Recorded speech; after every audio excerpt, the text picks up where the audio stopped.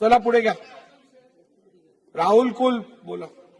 महोदय, काल माझ्या मतदारसंघामध्ये पंढरपूर व देवदर्शनासाठी निघालेल्या पुणे जिल्ह्यातील वारकरी भजनी मंडळाच्या प्रवासादरम्यान स्वामी चिंचोली तालुका दौंड या परिसरामध्ये कोयत्याचा धाक दाखवून डोळ्यामध्ये मिरचीची पूड फेकून महिलांच्या अंगावरील सुमारे 1.5 लाख रुपयाचे दागिने व सोनं काढून घेतलं व त्यांच्या समोर असणाऱ्या युवतीला बाजूला नेऊन त्याच्यावर अतिप्रसंग करण्याचा प्रयत्न चोरट्यांनी केला असल्याची प्राथमिक माहिती मिळालेली आहे.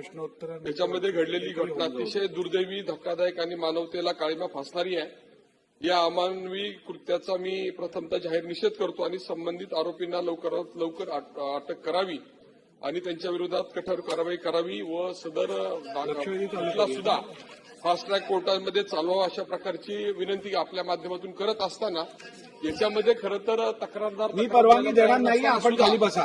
पोलिसांनी त्याच्यामध्ये पुढाकार घेऊन तक्रार नोंदवून घेतली ही सुद्धा अतिशय उल्लेखनीय बाब आहे. आणि तुमचा तालुका महाराष्ट्रात आहे, तुम्ही बसा. गुन्हेगारीला आळा घालण्यासाठी यादाच्या पोलीस स्टेशनची जी मागणी आहे ती पण पूर्ण करावी अशी आपल्या माध्यमातून विनंती करतो.